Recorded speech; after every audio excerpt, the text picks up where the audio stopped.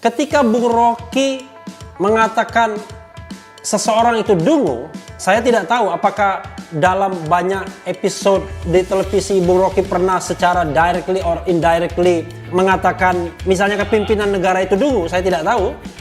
Tetapi yang jelas kata dungu itu berkali-kali disebutkan. Pertanyaan saya adalah, sebenarnya dungu hinaan atau kritik?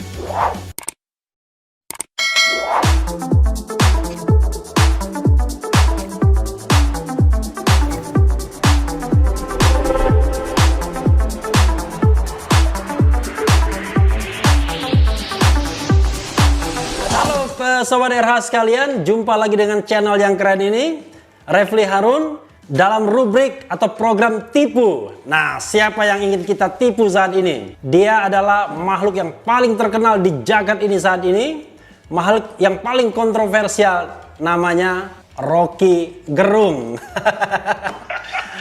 Halo Bung Rocky, apa kabar? Ya, enak aja, saya baru turun dari gunung. Lari sedikit di gunung. Oh, ya, nggak ada COVID-19 di gunung?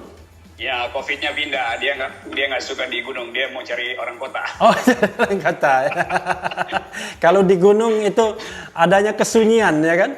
Tapi apa Bung Rocky bilang sunyi itu bunyi yang... Sunyi itu bunyi yang sembunyi. Wah, luar biasa ya. Sunyi itu bunyi yang sembunyi ya. Yang sembunyi. Ya, tapi nggak bunyi juga artinya.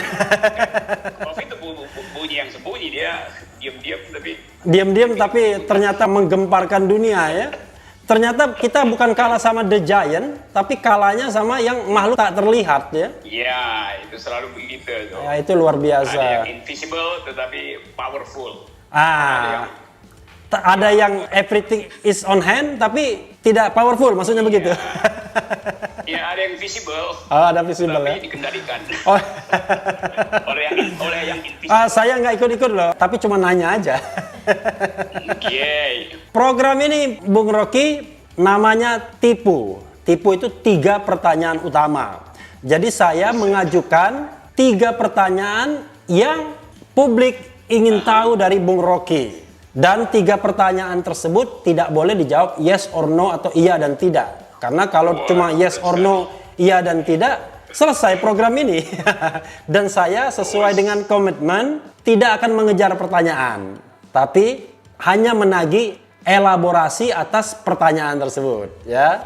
Oke. Kalau saya yang mengejar kejelasan pertanyaan boleh? Boleh. Mengejar kejelasan boleh. Siap ya Bung Rocky ya? Pertanyaan pertama. Oke. Ini saya tahu nih, Bung Rocky itu kelahiran 20 Januari 1959. Ngaku kan, begitu kan? Iya, saya mau dapat KTP seumur hidup tuh. Soalnya nggak kelihatan. Perut masih six pack, hobi masih naik gunung, ya kan? Siapa yang menyangka seorang Rocky Gerung sudah 61 tahun? Kebetulan 20 Januari itu hari lahir keponakan saya juga. Okay. Dan saya yakin ya, dengan posisi sekarang banyak itu yang namanya wanita-wanita yang mengejar, ya kan, ngejar-ngejar Bung Rocky. Tapi pertanyaannya adalah kenapa sampai sekarang Bung Rocky tidak kawin? Saya bilang kawin ya, karena undang-undang perkawinan bukan undang-undang pernikahan. Ya, kenapa tidak kawin? Buset, silakan. Saya mesti menjawab pertanyaan Profesor Refli Harun. Saya mesti siapin dulu APD. Oke, silakan. Perlindungan diri. Kita mesti siap-siap dulu nih, oke? Oke, silakan. Yang bertanya adalah seorang ahli hukum, ahli konstitusi, maka saya jawab secara konstitusional ya. Ya. Bahwa di dalam hukum itu perkawinan itu adalah hak. Oke. Karena itu boleh dipakai, boleh tidak itu. Oke. Sama dengan agama adalah hak, Yep. boleh dipakai, boleh tidak. Yep. Ini soal hukum ya. Iya. Sama seperti hak memilih juga. Itu Iya. karena disebut hak, boleh dipakai, boleh enggak dipakai. Iya. Jadi kalau saya jomblo, Iya. itu artinya saya belum memakai hak yang disediakan oleh konstitusi. Sama kalau saya golput, itu artinya saya memakai hak untuk tidak memilih gitu. Sama juga begitu soal agama gitu. Ya kita membedakan antara preferensi individual seseorang terhadap peristiwa kebudayaan. Beragama itu peristiwa kebudayaan. Perkawinan itu peristiwa kebudayaan. Tapi saya pisahkan antara preferensi individu terhadap kebudayaan dengan aturan konstitusi. Karena yang nanya adalah Refli Harun, saya jawab secara konstitusional aja. Karena janji saya tidak akan mengejar pertanyaan, karena cuma 3 kan, saya dibatasi. Ada tambahan penjelasan, Bung Rocky? Iya, kalau yang tanya itu misalnya presenter infotainment, tentu saya jawabnya lain gitu. Mungkin saya jawab kenapa Rocky Gerung tidak menikah, bukan tidak sebetulnya. Tidak itu artinya final. Tapi kan belum final kan, saya tidak mengatakan tidak, belum gitu kan. Oke, belum itu, belum juga bisa jadi abadi, tetapi statusnya adalah ongoing, in the making gitu. Not yet. Not yet. Nah, kalau yang nanya Refli, saya jawab tadi secara konstitusional. Kalau yang nanya presenter infotainment, mungkin saya akan jawab, silahkan Anda tanya pada bekas pacar saya, kenapa saya juga menikah. Itu masalahnya bekas pacarnya itu berapa orang gitu. Kan susah kita menanya kalau misalnya bekas pasarnya berderet-deret tuh dari Sabang sampai Merauke. Kita mesti bedain antara bekas pacar dan pacar bekas gitu. Oh gitu. Sama dengan bekas presiden dan presiden bekas. Oh gitu. Itu beda ya. Luar biasa itu ya. Tinggal dibalik tapi maknanya 180 derajat bedanya.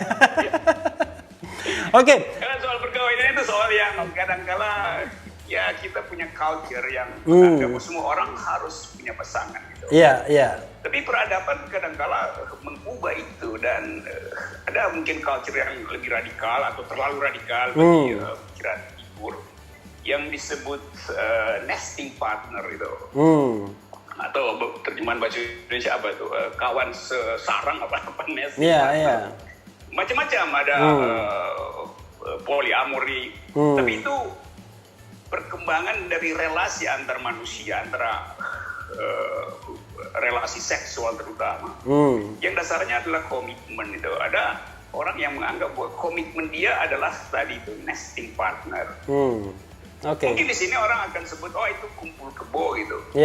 Tapi orang nggak bisa lihat filosofi itu. Nesting partner itu setara relasinya itu. Dan relasi itu yang mungkin dianggap sebagai lebih baik dari perkawinan. Bagi orang yang menganggap bahwa nesting partner lebih baik dari perkawinan, dia memilih bentuk ikatan semacam itu. Ada kesetaraan. Nah, kalau misalnya perkawinan, kadang-kala kita tahu dalam sejarah perkawinan itu adalah upaya untuk melegalkan persetubuhan sebetulnya. Itu proposisi awalnya itu. Kan itu soalnya kan. Kenapa mesti dilegalkan? Karena ada konsekuensi warisan, ada konsekuensi properti. Konsekuensi hukum lah ya. Menyelamatkan properti, maka perkawinan itu dilegalkan. Jadi ada dua kegiatan di situ. Kegiatan yang sifatnya kapitalistik dan kegiatan yang sifatnya sebut aja rekreatif gitu lah. Nah, itu dua hal yang sebetulnya orang bisa duga-duga kenapa begitu aturannya dulu. Saya ngomong hukum ya, bukan soal agama. Kalau agama itu ada perintah. Saya nih sebenarnya gatel untuk nanya lebih lanjut. Cuma karena terkait komitmen, saya membatasi diri tidak nanya. Saya mendengarkan saja. Ini Refli Harun, dia komitmen tidak bertanya sama dengan komitmen dia pada perkawinan gitu. Oke, itu pertanyaan pertama ya. Sobat RH sekalian, ini pertanyaan kedua. Nah, pertanyaan kedua ini sebenarnya mudah dijawab, tapi nanti kita lihat bagaimana preferensi seorang Rocky Gerung menjawab pertanyaannya. Pertanyaannya, Bung, kita tahu bahwa sudah ada presiden dari Bung Karno, kemudian Pak Harto, Habibie, Abdurrahman Wahid, Megawati, Susilo Bambang Yudhoyono, dan Jokowi. Ada 7. Nah, pertanyaannya adalah, kalau Bung Rocky diberikan kesempatan direkrut ke dalam tim presiden ini, dalam posisi yang sangat penting dan menentukan, sehingga Bung Rocky pasti mau. Kepada presiden mana Bung Rocky mau bekerja sama atau mau direkrut? Mana yang paling dipilih? Satu. Lalu kemudian mana yang paling tidak dipilih? Silakan. Saya mulai dengan kalau saya diminta, maka saya nggak mau jadi staf sus. Karena, apalagi staf sus yang bikin surat, enggak? iya, nanti saya punya godaan untuk jual beli surat atas nama kop surat istana, perintahin camat untuk kasih order pada perusahaannya. Nah, saya nggak mau gitu. Oke. Pokoknya jabatan itu penting. Pokoknya Bung Rocky mau dan jabatan itu sangat strategis. Saya pilih untuk membantu Bung Karno. Oke. Presiden Soekarno. Ya. Karena saya merasa Bung Karno gagal dalam satu hal, yaitu melakukan kaderisasi. Karena gagal makanya mau dibantu. Banyak orang yang nggak paham. Ya. Banyak orang yang nggak paham Soekarnoisme. Orang cuma mau namanya di belakangnya ada Soekarno Putri, Soekarno Putra. Tetapi pikiran Soekarno yang sangat dialektik tidak diikuti oleh kader-kadernya hari-hari ini. Nawacita yang kita tahu sebagai gagasan Bung Karno juga dipakai istilahnya doang, nawacita. Nyawa dari nawacita hilang sebagai cita-cita gitu di tangan rejim hari ini yang memakai nama nawacita. Jadi banyak hal yang sebetulnya harus saya bantu pada Bung Karno karena pikirannya bagus, tetapi pendukungnya hari ini tidak mengikuti kemampuan Bung Karno misalnya untuk berpikir dialektik, misalnya berpikir logis. Bung Karno terkenal dengan retorika, tapi orang cuma anggap oh itu Joko Pidato, bukan sekedar Joko Pidato. Di dalam pidato-pidato Bung Karno banyak logika yang bagus. Saya kasih contoh misalnya, satu waktu Bung Karno berpidato di Monas, di depan Ikada. Lapangan Monas. Ya, yang Ikada itu ya? Ya, itu Ikada. Ya. Kalau nggak salah itu Hari Angkatan Bersenjata. Oke, I see. Oktober. Di depan rakyat, di belakangnya berjejer para panglima angkatan. Bung Karno bilang begini, saya coba kutip dari ingatan saya. Bung Karno bilang begini, saudara-saudara tentara, kalian harus tahu bahwa kalian adalah alatnya negara. Dan negara adalah alatnya revolusi. Jadi kalian adalah alatnya alat. Jadi kita dapat sensasinya kan. Jadi Bung Karno mengatakan bahwa tentara itu tidak otonom. Dia adalah peralatan negara untuk bertahan misalnya. Tapi negara adalah peralatan revolusi dalam pikiran Bung Karno pada waktu itu. Ide revolusi sangat diragu-agungkan. Maka Bung Karno bikin silogisme yang sangat kuat. Karena tentara adalah alatnya negara dan negara adalah alatnya revolusi, maka tentara adalah alatnya kalau kita dengar sekarang, wah itu kok terlalu instrumental sejarah militer. Tapi kita baca pikiran itu di dalam era revolusi, era perang dingin mungkin sudah dimulai pada waktu itu. Nah, gaya-gaya semacam itu yang saya nggak lihat sekarang dianut oleh mereka yang sok pamer bahwa mereka Soekarnois. Saya mau kasih kritik itu sebetulnya. Itu saya mau bantu Bung Karno supaya beliau diingat sebagai tokoh. Tentu ada problem dengan pemerintahan yang kemudian jadi otoriter. Tetapi dia sendiri adalah seorang intelektual. Itu poinnya. Dialektikanya kuat waktu dia sebelum jadi presiden, waktu masih berjuang di depan pengadilan Belanda di Gedung Indonesia Menggugat di Bandung. 30 Desember 1930 kalau nggak salah. Dia bikin kritik terhadap kapitalisme dengan mengutip di luar kepala pikiran Marx, pikiran ekonom sosialis, dan dengan statistik yang teratur. Dia bisa terangkan bagaimana depth kesenjangan upah buruh itu betul-betul luar biasa pada zaman itu. Jadi saya akan bantu Bung Karno. Era yang tidak ada internet ya? Iya, belum ada internet.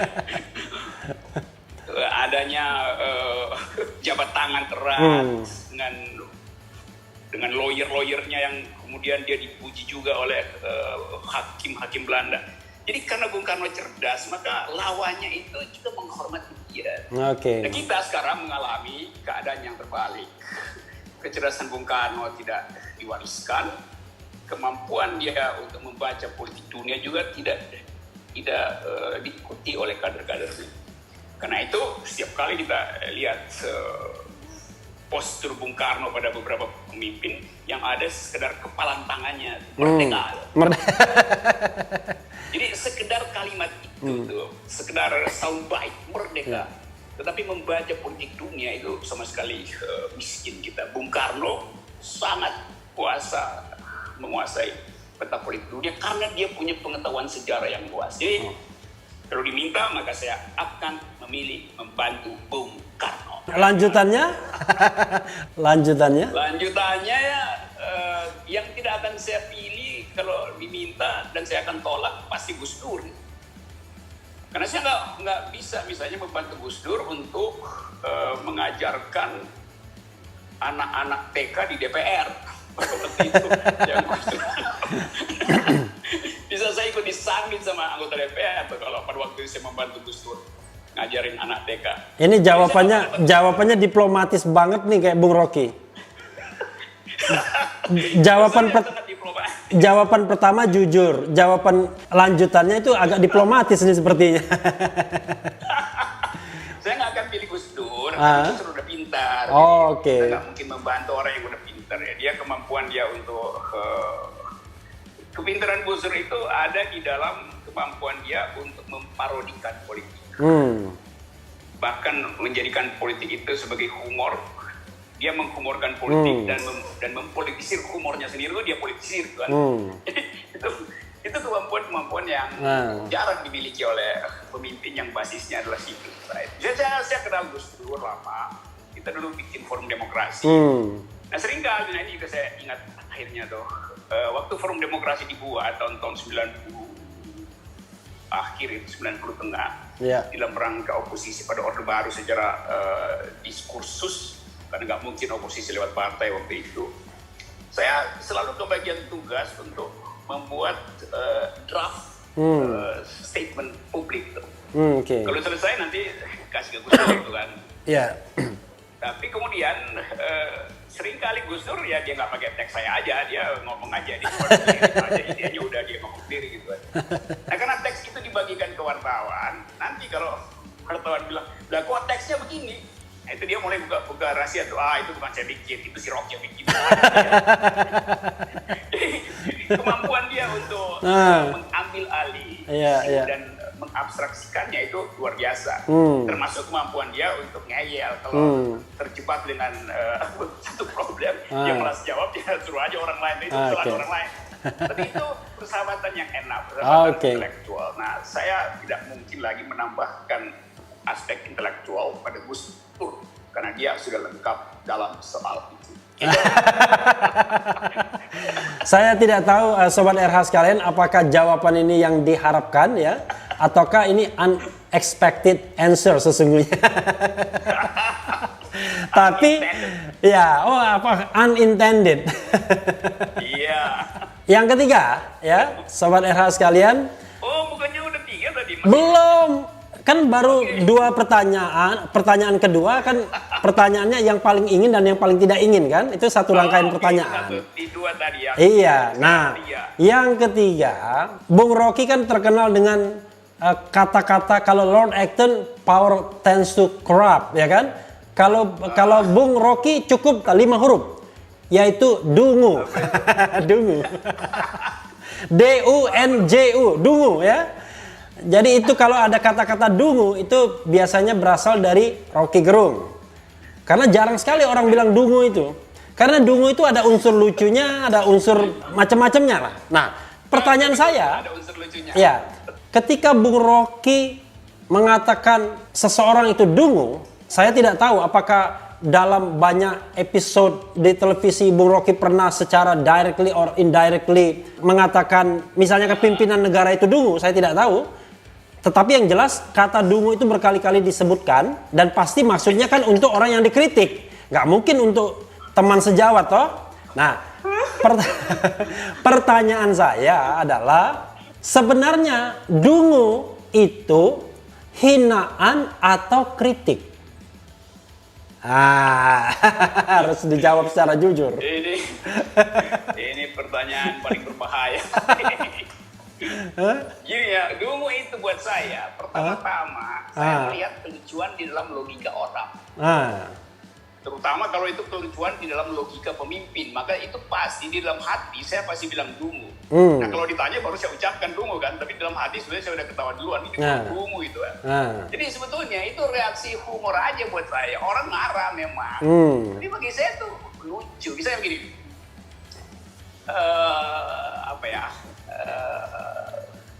Pak Ganjar kemarin misalnya, tiba-tiba Pak Ganjar punya ide cerdas, yaitu menyiapkan taman makam pahlawan untuk para medis.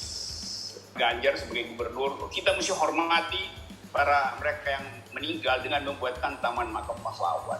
Itu saya langsung ketawa tuh, karena di balik tertawa dalam hati atau tertawa benar? Iya itu, karena menurut saya kalau kita mau menghormati petugas medis, kita jangan siapkan taman makan pahlawan, kita siapkan APD buat mereka. APD yang lengkap dan aman ya?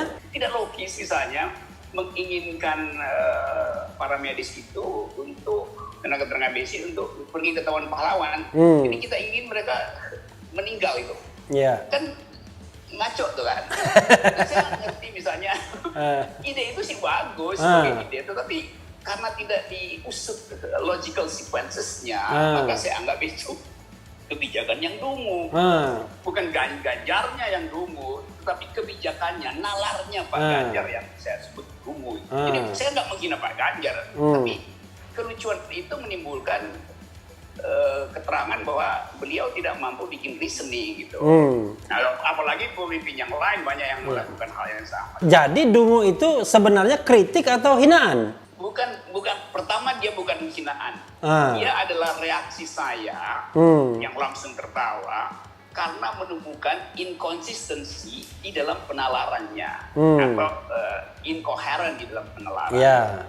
Nah karena itu dia pasti adalah kritik, tapi kritik itu kadang-kala dianggap sebagai hinaan. Nah saya nggak peduli lah, pokoknya saya tidak ingin menghina, saya cuma ingin tertawa dengan kedunguan itu kan.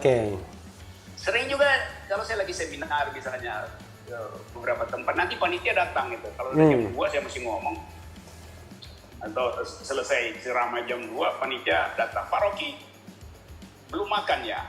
Atau dia tanya begini, Pak Rocky udah makan? Saya bilang belum. Wah kalau begitu Pak Rocky lapar dong, mari kita cari makan. Saya bilang itu dungu betul ya Pak. Dia tanya ke saya, sudah makan apa belum? Saya bilang saya belum makan. Dia tidak tanya saya sudah lapar atau belum. Jadi saya bilang saya belum makan, dia bilang teruskan, panitia teruskan, oh Pak Rocky lapar. Lo justru karena saya nggak lapar maka saya belum makan. Begitu jalan pikirannya. Kalau ngomong sama filsuf ini memang luar biasa. Logikanya bisa luar biasa, balik-balik bisa. Ya, good. Mungkin dia nggak enak buat saya udah lapar, dia tanya udah makan apa belum. Kalau saya jawab belum makan, itu artinya saya masih kenyang karena belum makan. Dia tafsirkan sebaliknya, belum makan artinya udah lapar gitu, mesti pergi cari makan. Nah, itu kadang-kadang kemudian kita tuh diputar-putar begitu, mau sopan santun tapi tidak logis. Sama seperti misalnya dengan sekarang PSBB itu. Pembatasan sosial berskala besar. Ya, membatasi orang misalnya. Tapi nggak mau kasih makan. Kan kalian tinggal di rumah. Karena ini pembatasan berskala besar. Ya kalau begitu mesti banyak dikirimin makanan berskala besar juga. Jangan berskala kecil atau ordinary gitu ya. Skalanya kecil. Nah, kalau begitu ya bagaimana caranya ngatasi problem perut yang laparnya besar gitu. Jadi ini juga banyak kebijakan yang intinya menbuat sebetulnya karena ragu-ragu maka dibuatlah saja pada akhirnya jadi kontraproduktif. Jadi sekali lagi dungu itu adalah orang yang gagal menalar. Yang gagal adalah cara dia menalar. Nah, gagal menalar itu diajarkan dalam ilmu pengetahuan, logical fallacies gitu. Dua premis hukum yang ditarik secara serampangan pasti menimbulkan akibat kriminalisasi misalnya karena akhirnya keliru kan. Nah begitu-begituan sebetulnya. Jadi saya hanya memeriksa reasoning, yaitu ketepatan pendasaran argumen, bukan tentang manusianya, tapi otaknya. Otak itu bukan apa yang ada di kepalanya, tapi apa yang dihasilkan dari dalam kepalanya. Jadi mesin berpikirnya yang salah, yang bukan pribadinya. Sama sekali nggak suka menghina orang. Jadi nggak boleh dilaporkan kalau bilang dungu ya?